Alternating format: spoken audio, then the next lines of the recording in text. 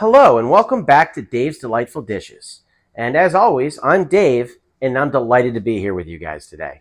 And today we're going to do another episode of our Side Dish Saturdays. Now, the thing that we're going to do is going to be acorn squash. Now, I have done acorn squash on this channel before because my friend Megan's mom wanted to know recipes for that. Now, since my wife said, hey, it's the holiday season, holiday being almost Thanksgiving, it's a good time at the end of harvest to be getting these gourds. And my local market had a couple different types. So I'm taking advantage of both. But even though my wife suggested it for today, obviously, you know, Megan's mother, I'm thinking of you. This is going to be a lot of fun. So we've got to start off with our ingredients, as always. This is going to be stuffed with farro, which is an ancient grain. It's probably one of the most ancient grains that we as humans have harvested. It started off in the Fertile Crescent, but now you find it mostly grown in like small farms in Italy. But it's it's a kind of a weird looking little grain. It cooks up very soft, almost kind of rice like. And I've used it in things before. I mean, it's not that common, but you do. I mean, it is delicious, so it'll be fun. So what we're going to start off with is what the ingredients are, and then we're going to get into the deal. So obviously, that is acorn squash. Now, for every person that you're going to be serving this to, you want to have a half of an acorn squash. So these two that I have here will make food for 4 people or 4 portions. So you decide how many acorn squashes you need based on that, and you can adjust the recipe accordingly. We have 3 tablespoons of olive oil, and I mean, you guys know when I hold up one of these things, it's got that in it. So I have over there a couple of little dishes that have olive oil in it. We have a teaspoon of salt and a teaspoon of pepper. Well, it's a half teaspoon of pepper and a teaspoon of salt. And I just freshly cracked this black pepper. I have 3/4 of a cup of the Italian pearled farro, which, like I said, it pretty much looks like a strange little grain of rice. Now this is dried at the moment, and you will find it in where you find your rices and the other, orzos and things like that. They're usually in the same section in the market. We need 2 1/4 cups of vegetable broth. Now, if you don't care about it being vegetarian, you can use other broths, but you can use veggie broth, you can use beef broth, chicken broth, whatever you like. It's, there's only so many choices, but you definitely, you just want to have something with some flavor in it. We have 1 1/3 cups of chopped maitake mushrooms, which is hen of the woods. It happens to be my wife's favorite mushroom.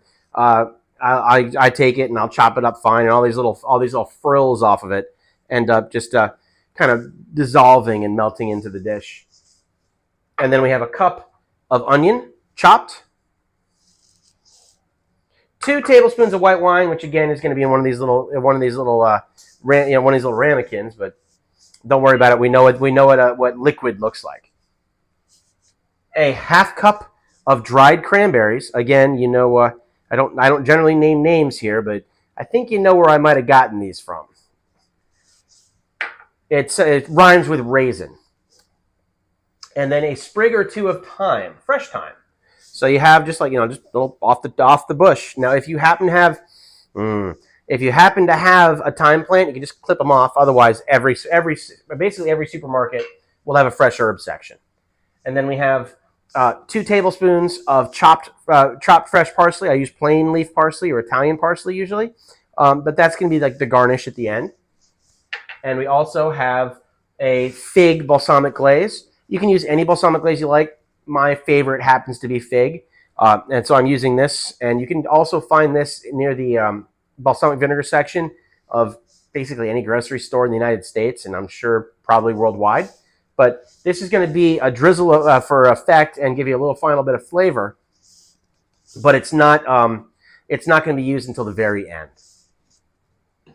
So the first thing we have to do is we have to prep these acorn squash to go into the oven. Now, I've already cut them in half vertically from the stem to the flower, and then I seeded them out, which you just take a spoon and do so. Now, I have a large size baking sheet that I've foiled, and I have sprayed it so that it's also greased. I have an oven that is at 350 degrees. So now I'm going to take these acorn squashes, and I'm going to take a tablespoon of olive oil and my brush. And I'm going to brush all the meat parts of these squashes. Now, this dish is going to be mostly done off camera just because there's a lot of baking involved. The actual cooking parts of it aren't going to be that long, so it's okay for me to brush 4 pieces here rather than going to a cut scene with it. Just giving it a quick brush, get it all oiled. There's 2. Here's 3. And here comes the last one.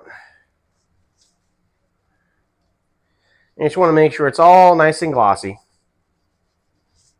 And now we're going to take that salt and pepper, and we're going to just, like I like saying, like these salt rains from heaven. We're going to just let it drop around so that it's kind of an even spread on the flesh of each one of these squashes.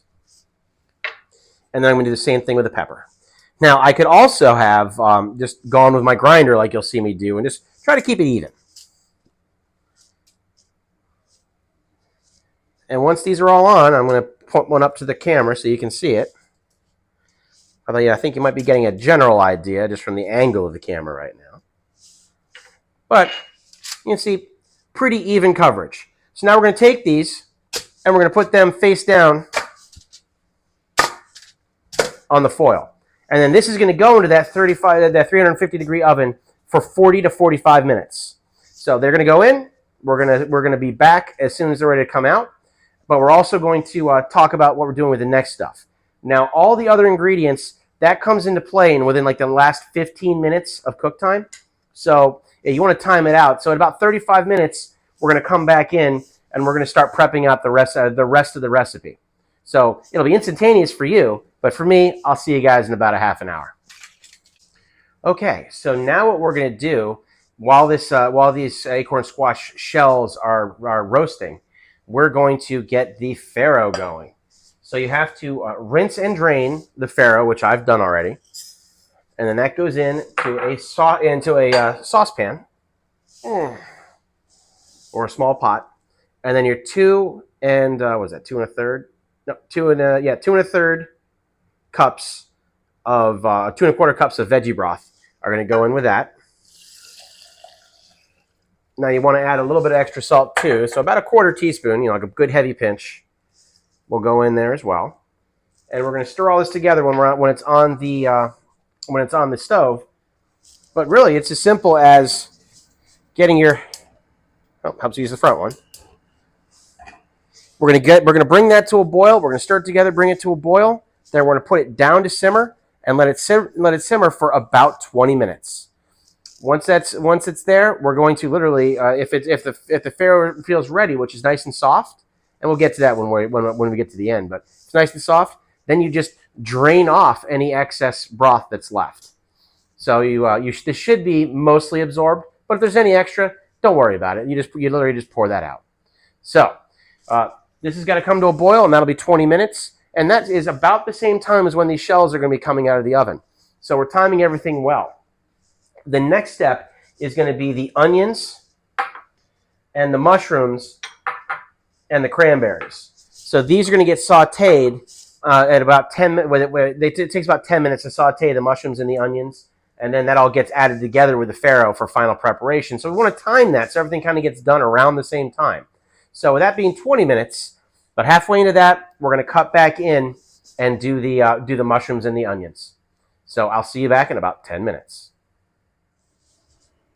Okay, so it's been 10 minutes, and the farro is bubbling away, simmering away on the other side of my giant stove here, and I am now gonna get ready to light up and use this saute pan to cook the mushrooms and the onions. So I'm gonna take a tablespoon of my olive oil. And I'm going to let that get warm here, get hot on this saute pan that I have at high heat right now.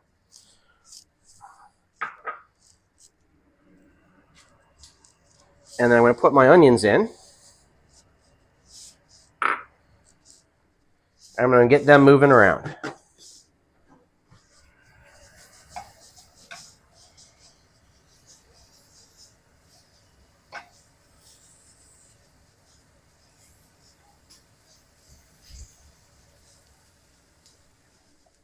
Now I'm also going to put in my mushrooms.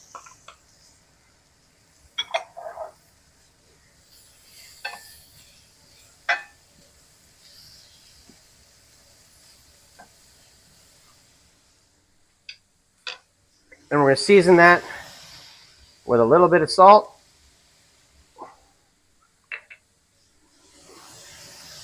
And the last of that half teaspoon of pepper.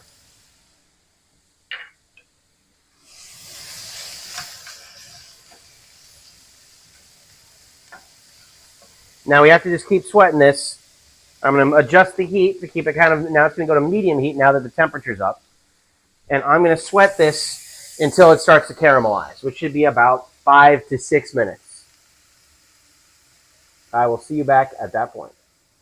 You can see and smell the difference when it's ready.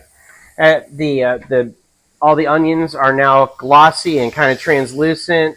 The mushrooms have given up their water and they're now getting softer and kind of disappearing a little bit. So it's a good time now to put in our cranberries and our sprig of thyme. I actually got like 2 of them in here. Now, at the end, I'm just going to pull the stick back out, but all the little leaves will kind of come off into the food and flavor it. And then my 2 tablespoons of a dry white wine.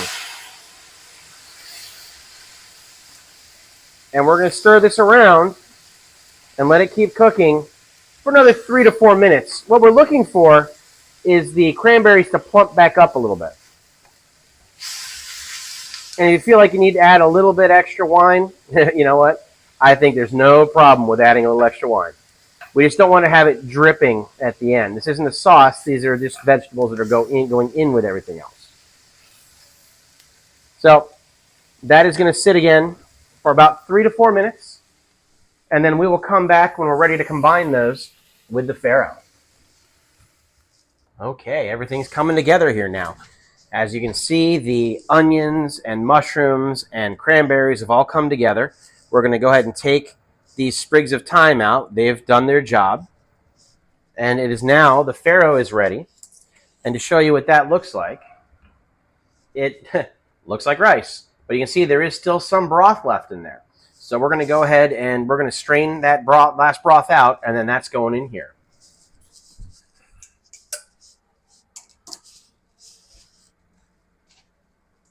Once I get to my strong enough arm, yeah, there we go. And there's maybe a 1/4 cup left. And from that alarm, I can tell you that the shells are also ready.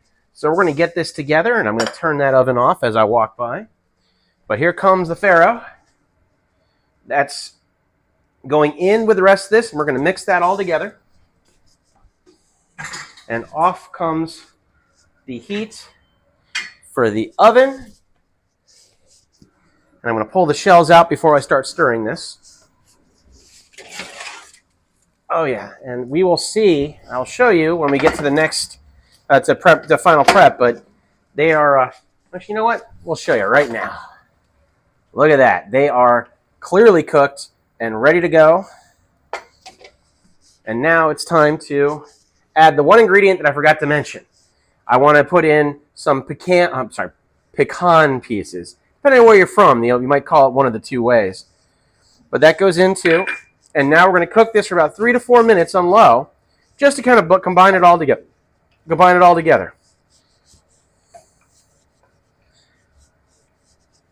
And we will see you back at the workstation for us to do final preparation and assembly.